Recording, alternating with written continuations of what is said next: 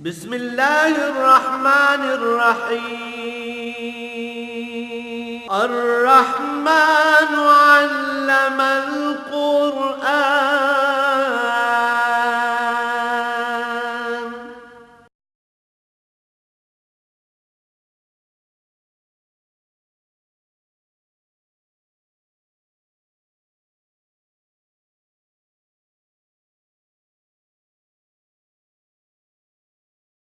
الحمد لله رب العالمين والصلاة والسلام على حبيبه محمد وعلى آله وصحبه أجمعين. أعوذ بالله من الشيطان الرجيم. بسم الله الرحمن الرحيم. فلنسألن الذين أرسل إليهم ولنسألن المرسلين فلنقصن عليهم بعلم وما كنا غائبين والوزن يومئذ الحق فمن ثقلت موازينه فأولئك هم المفلحون ومن خفت موازينه فأولئك الذين خسروا أنفسهم بما كانوا بآياتنا يظلمون. ولقد مكناكم في الأرض وجعلنا لكم فيها معايش قلیلا ما تشکرون.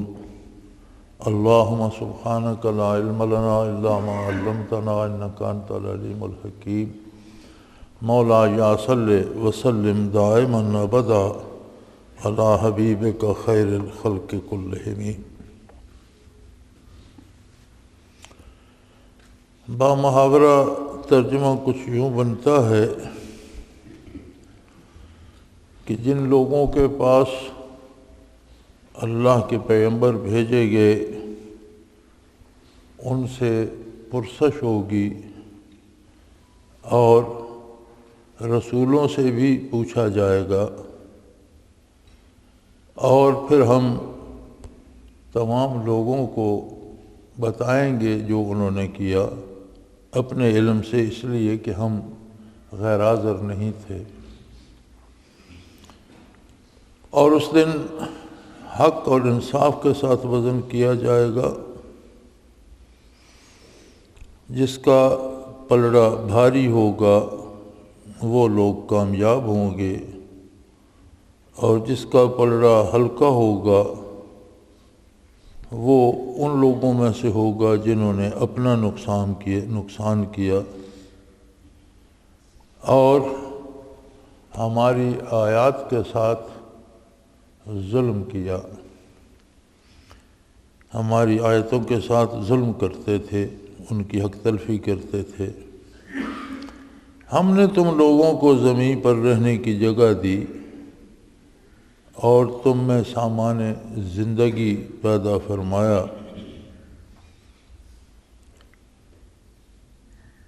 بہت کم لوگ ہیں جو شکر کرتے ہیں. فَلَنَسْأَلَنَّ الَّذِينَ أُرْسِلَ إِلَيْهِمْ. یاد رہے کہ اولاد آدم کے ایک ایک فرد سے پرسش ہوگی کہ تمہارے پاس اللہ کا رسول تشریف لایا، اللہ کا پیغام لایا، اللہ کی کتاب لایا، اللہ کے احکام لایا، ان کی پیروی تم نے کس حد تک کی. یہاں اس عالم دنیا میں تو کوئی حاکم ہے، کوئی محکوم ہے، کوئی دولت مند ہے، کوئی غریب ہے، اور اس اعتبار سے سلوک ہوتا ہے. یہ معتبر آدمی ہے، اس کا بڑا لحاظ کیا جائے، اس کو کرسی پہ بٹھایا جائے، اس کو کھڑا رکھا جائے. وہاں کا معیار دنیاوی عہدے، خاندان یا نسب وغیرہ نہیں ہوگا. کون کس خاندان سے ہے، کس کا باپ بادشاہ تھا، کس کا باپ وزیر تھا، کس کے پاس کتنی دولت تھی، کتنی گاڑیاں تھیں، کون کتنا امیر تھا. بلکہ سیدھا سیدھا سوال ہوگا کہ تمہارے پاس میرے رسول تشریف لائے، تم نے کیا جواب دیا؟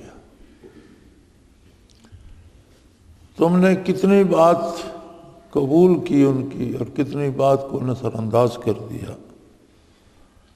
وَلَنَسْأَلَنَّ الْمُرْسَلِينَ، اور انبیاء اور رسل سے بھی پرسش ہوگی کہ آپ ان لوگوں کے پاس تشریف لے گئے، آپ نے میرا پیغام پہنچایا، تو اس کا کیا ہوا؟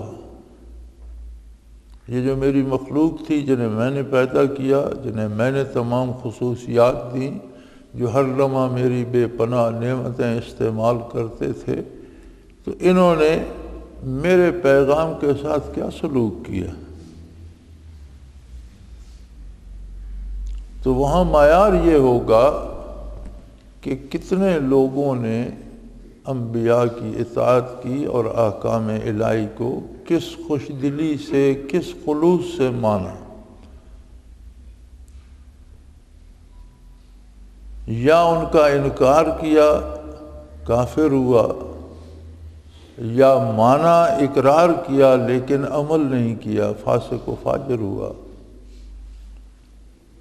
اور فرمایا پھر وَلَنَقُصَّنَّ عَلَيْهِمْ بِعِلْمٍ، ہم اپنے علم سے ان تمام لوگوں کو ان کا کردار اور ان کا عمل اور جو دنیا میں وہ کرتے رہے اس کے بارے خبردار کریں گے، بتائیں گے کہ تم نے یہ بھی کیا، تم نے یہ بھی کیا، تم نے یہ بھی کیا۔ وَمَا كُنَّا غَائِبِينَ، ہم کہیں غیر حاضر نہ تھے۔ یعنی اللہ کریم کے فرشتے بھی لکھ رہے ہیں، کرامن کاتبین بھی لکھ رہے ہیں، فضا میں بھی ایک تاریخ لکھی جا رہی ہے، ہر عمل کی ایک اپنی شکل بھی ہے، ہر عمل اپنی شکل میں بھی موجود ہے۔ اس سب کے باوجود اللہ کریم ذاتی طور پر بھی ہر شے کو جانتا ہے، ہمہ وقت ہر جگہ موجود ہے، خود دیکھ رہا ہے، خود سن رہا ہے اور خود ذاتی طور پر بھی جانتا ہے۔ یعنی یہ تین بہت بڑی عظیم شہادتیں ہیں انسان کے خلاف۔ ایک تو کرامن کاتبین لکھ رہے ہیں، ایک یہ ہے کہ جو عمل بھی ہوتا ہے، جو لفظ بھی زبان سے نکلتا ہے، وہ مٹ نہیں جاتا۔ یہ تو آج کی سائنس بھی اس بات کو تو کہتی ہے کہ کسی زمانے میں بھی کسی نے کوئی بات کی ہے تو وہ فضا میں موجود ہے اور اسے واپس لایا جا سکتا ہے۔ تو یہ تو انسانی آلات ہیں، اللہ کے ہاں تو ہر چیز ہمہ وقت موجود ہے۔ تیسرا، خود اللہ کریم دیکھ بھی رہے ہیں، سن بھی رہے ہیں۔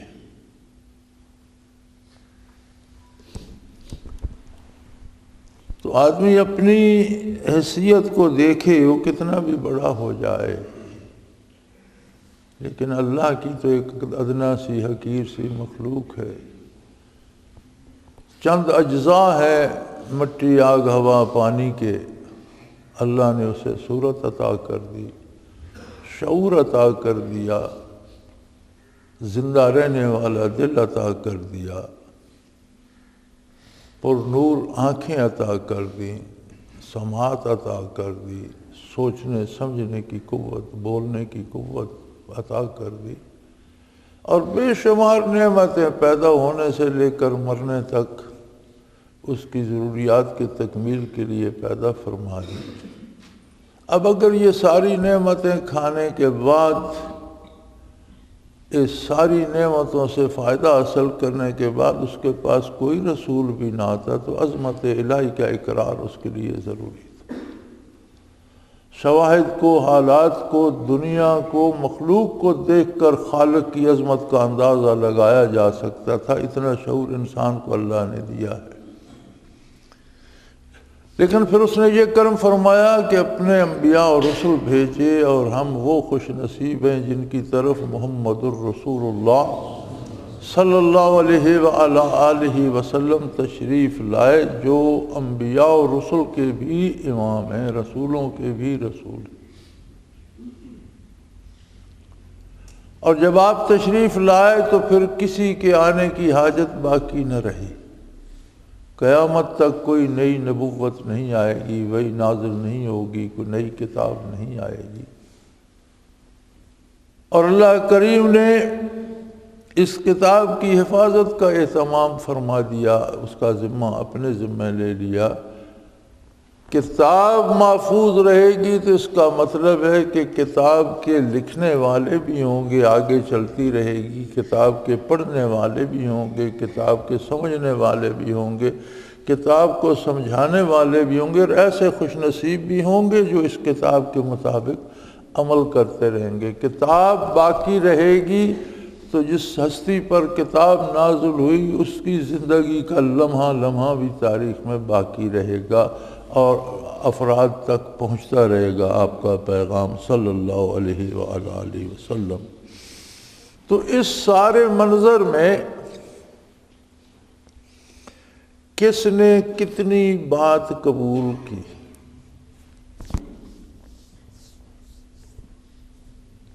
حکومت ایک قانون بناتی ہے تو وہ چاہتی ہے کہ پورے ملک کی رعیت اسے قبول کرے اور اس کے مطابق عمل کرے۔ حالانکہ حاکم بھی ہم ہی سے ہیں اور ہمارے جیسے محتاج انسان ہیں، آج ہیں کل نہیں ہوں گے۔ عارضی وقتی لمحاتی حکومتیں، لمحاتی اقتدار ہے، چند روزہ اقتدار ہے۔ کتنے بڑے بڑے آئے سلاطین و امراء اور حاکم اور چلے گئے، اور آج ان کی قبروں کے نشاں باقی نہیں ہیں۔ تو اگر انسانی بنائے ہوئے قانونوں کی پابندی اتنی لازمی ہے تو اللہ جل شانہ کے دیے ہوئے قوانین کی پابندی کون کرے گا؟ اور نہ کرنے والے کا کیا حشر؟ کہنے کو تو ہم اسلامی ریاست ہیں، لیکن بڑی خوبصورتی کے ساتھ اب تو ایک موومنٹ چل رہی تھی پچھلے دنوں، سیاستدانوں میں بڑا شور تھا کہ صرف جمہوریہ پاکستان ہونا چاہیے، اس کے ساتھ سے اسلامی کو مٹا دو۔ لیکن حقیقت یہ ہے کہ اس کے ساتھ زائد لفظ جو ہے وہ جمہوریہ ہے۔ جمہوریہ کو مٹانا چاہیے، اسلامی پاکستان رہنا چاہیے۔ پاکستان اسلامی ہوتا تو اسمبلیاں نئے قوانین نہ بناتی بلکہ قانون شریعت ہی کی تشریح کرتی، شرح کرتی اور حالات کے مطابق اس کا مفہوم بیان کرتی کہ آج اس حکم پر اس طرح سے عمل کیا جانا ممکن ہے اور کیا جانا چاہیے۔ اور کتنی عجیب بات ہے کہ اللہ کے قانون کو ہم پس پشت ڈال دیتے ہیں، اور ہماری اسمبلیاں جن میں اکثریت ان پڑھ لوگوں کی ہے، جعلی ڈگریوں والوں کی ہے، وہ قانون بناتی ہیں۔ اللہ کے قانون کو نظر انداز کر دیا جاتا ہے اور وہ اپنی پسند سے بناتی ہیں۔ اور اتنے دینی شعور رکھنے والے لوگ ہیں کہ ایک مرکز کے وزیر نے پہلے کہا گیا، جو ہمارا یہ سڑکوں وغیرہ کا وزیر ہے، اسے کیا کہتے ہیں محکمے کو پتہ نہیں، سرحد سے ہیں، تو انہیں تلاوت کے لیے کہا گیا اور انہوں نے سورہ اخلاص کل شریف پڑھی اور غلط پڑھی۔ اور 2 دن پہلے غالباً وزیر داخلہ جناب رحمان ملک صاحب کو کہا گیا تلاوت کے لیے، اور انہوں نے سورہ اخلاص کل شریف ہی پڑھا اور غلط پڑھا۔ کل شریف ایک ایسی صورت ہے کہ بچے کو جب کوئی نماز یاد کراتا ہے تو اسے کل شریف یاد کراتا ہے۔ چرواہے، جاہل، گڈریے، ہل چلانے والے، مزدور جنہوں نے الف بے نہیں سیکھا، ہر کوئی جو نماز پڑھتا ہے، گھروں میں خواتین، کل شریف سب کو آتا ہے، وہ نماز میں پڑھتے ہیں۔ بلکہ عام لوگوں کا خیال ہے کہ نماز میں پڑھا ہی کل شریف جانا چاہیے۔ وہ اگر 4 رکعت سنت پڑھتے ہیں 4 دفعہ کل شریف پڑھتے ہیں، 4 رکعت فرض پڑھتے ہیں 2 دفعہ کل شریف پڑھتے ہیں، نوافل پڑھتے ہیں کل شریف۔ اب ہمارے مرکزی وزراء کو اگر کل شریف بھی نہیں آتا تو وہ قانون بناتے ہیں اور اس پر اصرار ہوتا ہے کہ عمل کرو، اور اللہ کے قوانین کو نہیں پوچھا جاتا۔ تو فرمایا یہ نہ سمجھو کہ کوئی نہیں پوچھے گا، ہم پوچھیں گے، ہر بندے سے پوچھیں گے کہ میرا حبیب تمہارے پاس تشریف لایا، تم نے کس حد تک اس کے ارشادات کو قبول کیا؟ اور انبیاء سے بھی پوچھیں گے، وہ گواہ ہوں گے امتوں پر کہ کس نے ان کی تابعداری کی اور کس نے ان کے احکام کی نظر انداز کیا۔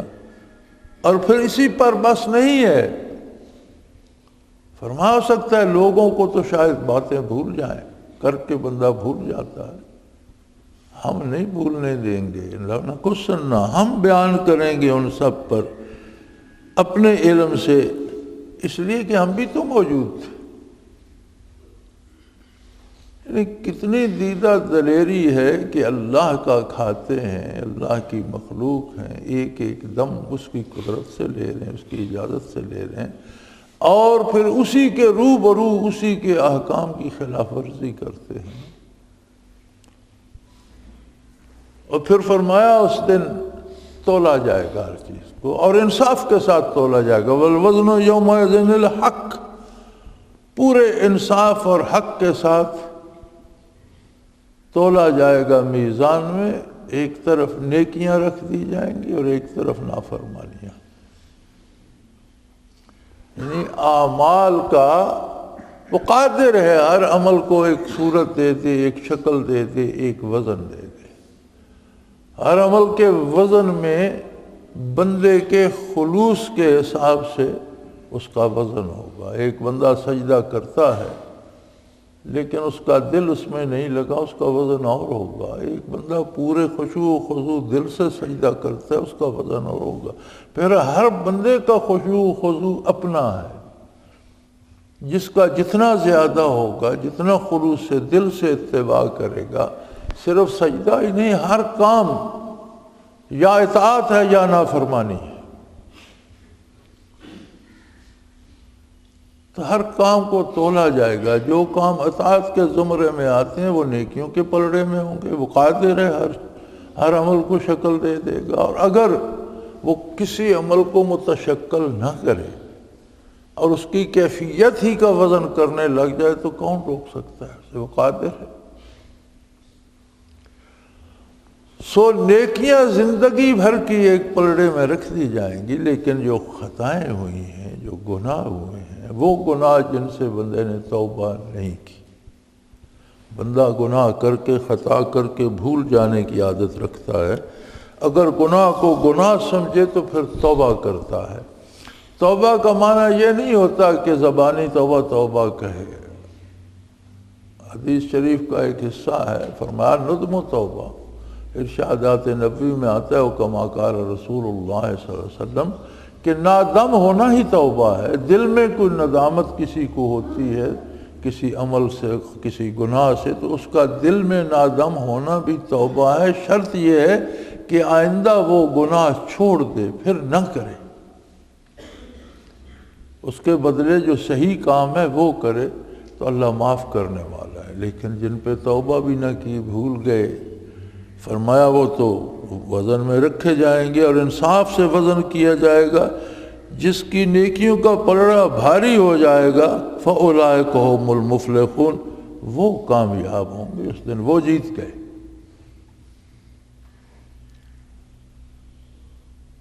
وَمَنْ خَفَّتْ مَوَازِينُهُ، اور جس کی نیکیوں کا پلڑا ہلکا پڑ گیا اور گناہ کا پلڑا بھاری ہو گیا، فَأُولَئِكَ الَّذِينَ خَسِرُوا أَنفُسَهُمْ مَا كَانُوا بِآيَاتِنَا يَظْلِمُونَ، وہ ایسے لوگ ہیں جنہوں نے اپنا نقصان کیا۔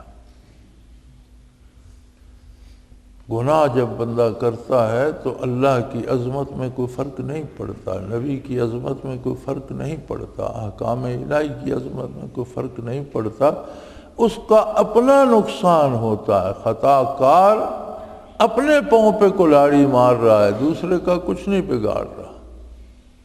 تو فرمایا جن کی نیکیاں کم پڑ گئیں اور گناہ کا وزن زیادہ ہو گیا، تو یہ وہ لوگ ہیں جنہوں نے اپنا نقصان کیا، اپنے آپ کو خسارے میں رکھا۔ اور یہ گناہ ہے کیا؟ بما کانوا بآیاتنا یظلمون، یہ میری آیات کے ساتھ ظلم کرتے تھے۔ ظلم ہوتا ہے وضع الشیء فی غیر محلہ، کسی چیز کو ایسی جگہ رکھنا جو اس کا مقام نہیں ہے، کوئی ایسی بات کرنی جو بے محل ہو، کوئی ایسا کام کرنا جو بے محل ہو۔ تو آیات الہی کا تقاضا تو یہ ہے کہ اللہ کا کلام ہے، اس کے مطابق اس کی عزت و احترام بھی کیا جائے، اس کے مطابق اللہ کی شان کے مطابق اس توجہ سے سنا جائے، اور پھر پورے خلوص سے اس پر عمل کرنے کی کوشش کی جائے۔ یہ تو حق ادا ہوا آیات قرآنی۔ اور کسی نے سننا ہی گوارا نہ کیا، سنی انسنی کر دی، عمل اس کے خلاف کیا، تو فرمایا اس نے میری آیات کے ساتھ ظلم کیا، اس کی حق تلفی کی، نہ اس کی قدر کو پہچانا، نہ اس کی عظمت کو پہچانا، نہ اس کی اہمیت کو پہچانا، بلکہ اپنی مرضی پر، اللہ کی مرضی کو چھوڑ کر، اللہ کے حکم کو چھوڑ کر اپنی نفس اور شیطان کی مرضی پر اور اس کے کہنے پر عمل کرتا رہا، تو اس نے کتنی بڑی زیادتی کی۔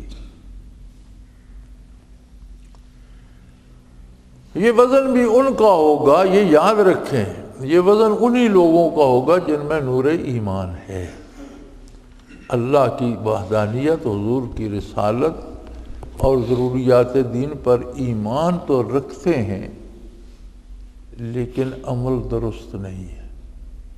ایک شخص میں ایمان ہی نہیں ہے تو ایمان جس میں نہیں ہے اس سے کسی نیکی کا ظہور اور صدور ممکن ہی نہیں۔ بعض کافر بھی بڑے اچھے اچھے کام کر جاتے ہیں، تالاب بنوا دیتے ہیں، راستہ بنوا دیتے ہیں، ہسپتال بنوا دیتے ہیں، کسی غریب کی مدد کر دیتے ہیں، سکول بنوا دیتے ہیں، اور اچھے اچھے کام کر جاتے ہیں۔ تو کافر کا چونکہ نہ اللہ پر ایمان ہے نہ آخرت پر ایمان ہے، لہذا وہ اگر کوئی اچھا کام بھی کرتا ہے تو دنیاوی فائدے کے لیے ہی کرتا ہے، کیونکہ آخرت پر تو اس کا ایمان ہی نہیں ہے۔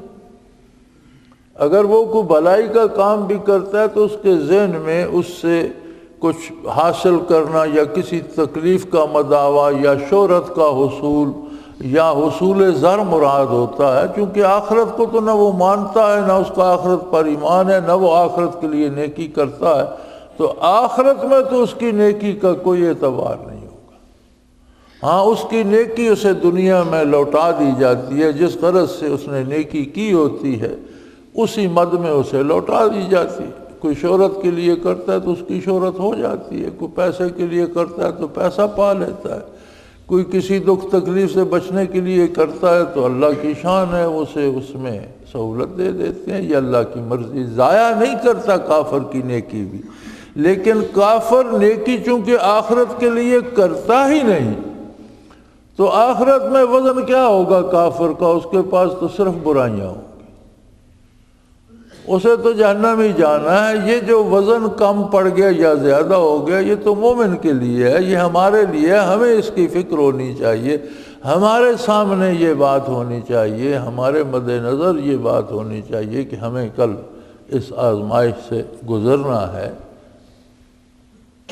اور اللہ کی رحمت بہت وسیع ہے، اللہ کا کرم بہت وسیع ہے، اور اس کے نام میں بڑی عظمت ہے۔ حضور صلی اللہ علیہ وسلم کی ایک حدیث شریف مجھے یاد آتی ہے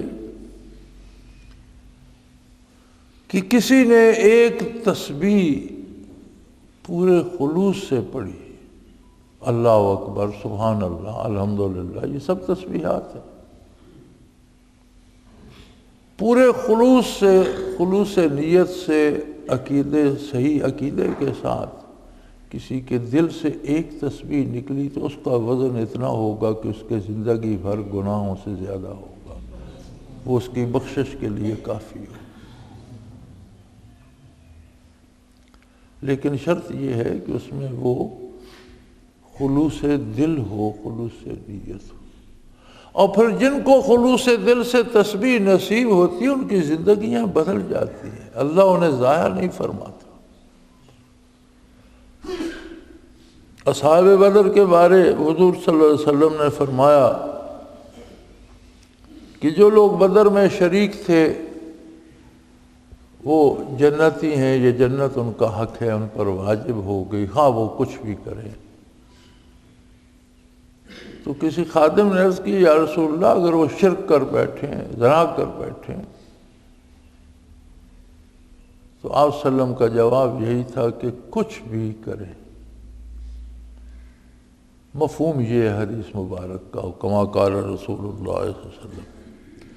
تو اس پر علماء حدیث جب بحث فرماتے ہیں کہ اللہ فرماتا ہے کہ مشرک کو معاف نہیں کروں گا، اور حضور نے یہاں جب پوچھا گیا فرمایا کچھ بھی کریں، تو وہ فرماتے ہیں کہ ہوتا یہ ہے کہ جن کے لیے اللہ نے جنت واجب کر دی، یا نبی علیہ الصلوۃ والسلام جس کے جنتی ہونے کی خبر دے دی، اسے اللہ توفیق عمل ہی وہ دیتا ہے جو اہل جنت کے ہوتے ہیں۔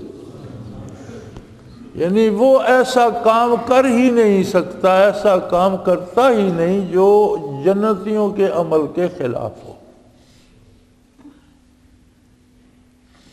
تو یہی بات یہاں بھی منطبق ہوتی ہے کہ اگر کسی کی ایک بھی تسبیح قبول ہو جائے تو اس کی زندگی بدل جاتی ہے، پھر اللہ جب اس کے لیے جنت قرار دیتا ہے تو اسے توفیق دے دیتا ہے کہ اس کا عقیدہ، اس کا ایمان، اس کی سوچ اور اس کا عمل اور اس کا کردار جنتیوں کا ہو جاتا ہے۔ میں سوچتا ہوں کہ الحمدللہ ہم مسلمانوں کے گھر پیدا ہوئے، ہمارے کان میں پہلی آواز عظمت الہی اور رسالت پیغمبر صلی اللہ علیہ وسلم کی گونجی، اللہ کی اطاعت کی گونجی، ہمارے کان میں اذان دی گئی، والدین نے ہمیں نیکی بدی کی تمیز سکھائی، عبادات، نماز، روزہ سکھایا، قرآن کریم پڑھایا، دینی تعلیم بھی دی، دنیاوی تعلیم بھی دی۔ یہ کتنا اللہ کا احسان ہے۔ پھر زندگی بھر ہم ٹوٹی پھوٹی نمازیں بھی پڑھتے رہے، روزے بھی رکھتے رہے، لیکن جب موت کا نام آتا ہے تو ہم پر لرزہ طاری ہو جاتا ہے۔ موت کیا ہے؟ موت کو سمجھا ہے غافل اختتام زندگی ہے، یہ شام زندگی صبح دوام زندگی۔ موت سے تو زندگی شروع ہوتی ہے، حقیقی یہ زندگی تو عارضی ہے۔ موت سے وہ زندگی شروع ہوتی ہے جسے کبھی ختم ہی نہیں ہونا۔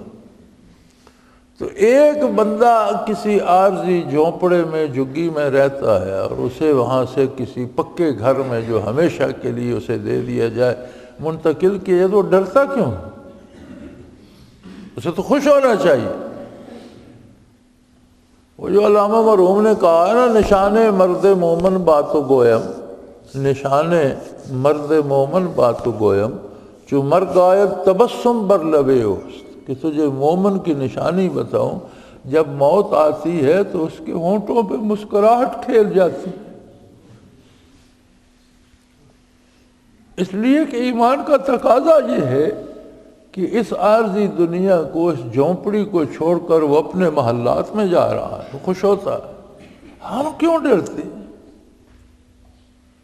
ہم اس لیے ڈرتے ہیں کہ ہم نے اللہ اور اللہ کے رسول کی بات نہیں مانی۔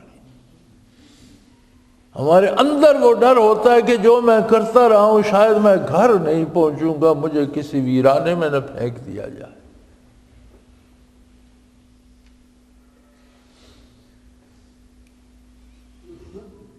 حضور صلی اللہ علیہ وسلم نے ایک مہم پہ صحابہ کرام کو بھیجا، اس میں ان سے دھوکہ ہوا اور انہیں گھیر کر شہید کر دیا گیا۔ تو ایک کافر نے ایک صحابی کو نیزہ مارا جو ان کے سینہ مبارک سے پار ہو گیا، اور آخری لفظ جو ان کے منہ سے نکلے وہ تھے فزت ورب الکعبہ، رب کعبہ کی قسم میں کامیاب ہو گیا۔ تو نیزہ مارنے والا مبہوت ہو گیا، اس نے کہا کمال ہے، میں نے اسے مار دیا، قتل کر دیا، تو یہ کامیاب کیسے ہو گیا؟ اس کی زندگی ختم ہو گئی، کامیاب۔ اور پھر چونکہ اپنے طریقے سے صحیح ہے، کسی طرح سے بھی کعبہ اور رب کعبہ کا تصور تو ان کے پاس بڑی عظمت رکھتا تھا، یہ رب کعبہ کی قسم بھی کھایا، مرتے وقت کوئی جھوٹی قسم نہیں کھا۔ اب یہ بات مارنے والے کو سمجھ نہیں آ رہی تھی تو مدینہ منورہ کو چل پڑا۔ کسی نے دیکھ لیا، بارگاہ رسالت میں عرض کی گئی کہ فلاں صحابہ کو جو دھوکے سے شہید کیا گیا ان کا ایک قاتل آ رہا ہے، اجازت ہو تو اسے قتل کر دیا جائے۔ فرمایا جب وہ یہاں آ رہا ہے تو اسے آنے دو۔ سیدھا بارگاہ نبوی میں پہنچا اور اپنا سوال پیش کیا کہ یا رسول اللہ مجھے اس بات کی مجھے سمجھ نہیں آئی کہ وہ کیسے جیت گیا۔ تو آپ نے فرمایا وہ تو کچی جھونپڑی میں یہاں اس عارضی دنیا میں تھا، وہاں سے اپنے محلات میں چلا گیا تو جیت گیا، کامیاب ہو گیا، راستے میں اس کا کوئی نہیں کچھ بگاڑ سکا۔ تو اس نے کہا رسول اللہ وہ راستہ مجھے بھی بتا دے، مجھے بھی سکھا دے۔ اس کی شہادت اس کے ایمان لانے کا سبب بن گئی۔ ایمان کا تقاضا تو یہ ہے کہ بندے کی زندگی بھی دوسروں کی اصلاح کا سبب بنے اور اس کی موت بھی دوسروں کی بھلائی کا سبب بن جائے، اصلاح کا سبب بن جائے۔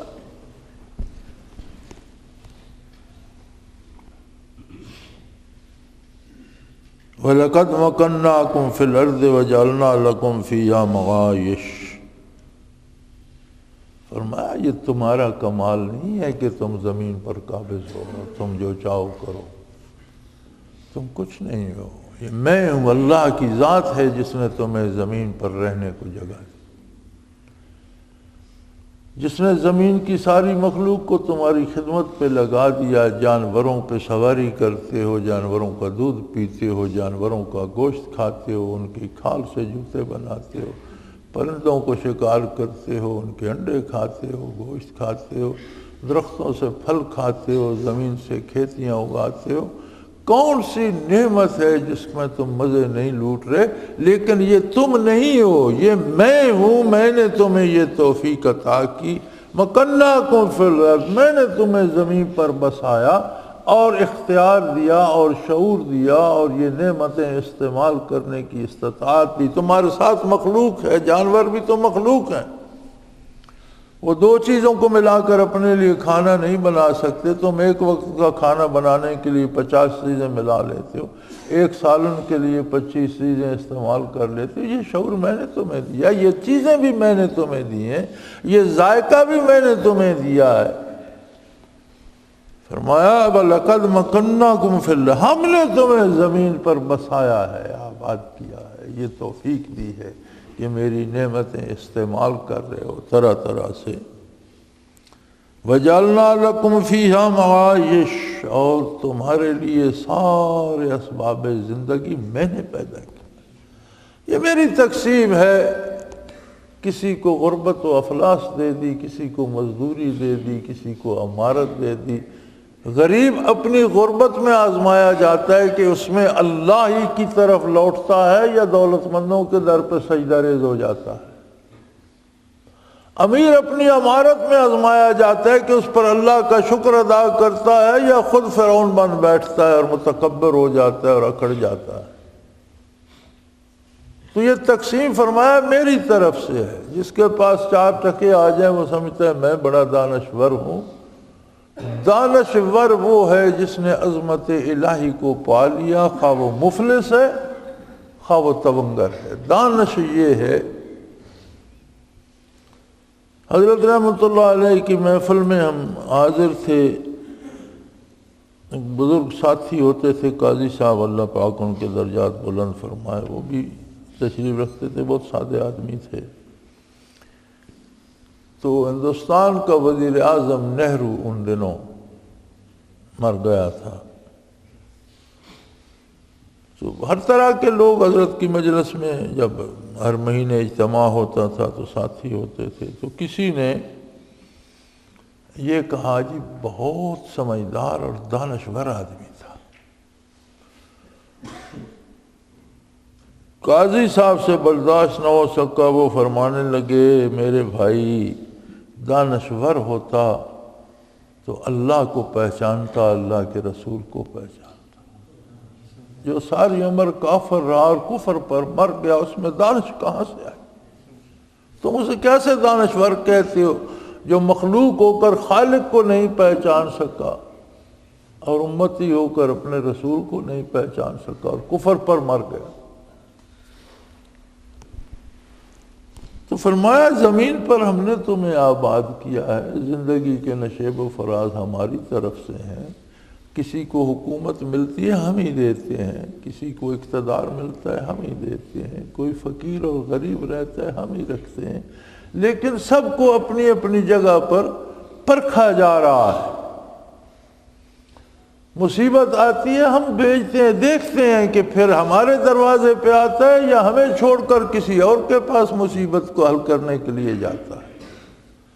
خوشی دیتے ہیں تو ہم ہی دیتے ہیں، پھر سے دیکھتے ہیں کہ ہمارا شکر ادا کرتا ہے یا اپنی دانش کے قصے بیان کرنا شروع کر دیتا ہے. سو اس میں تمہارا کوئی کمال نہیں، ہم نے تم کو زمین پر بسایا.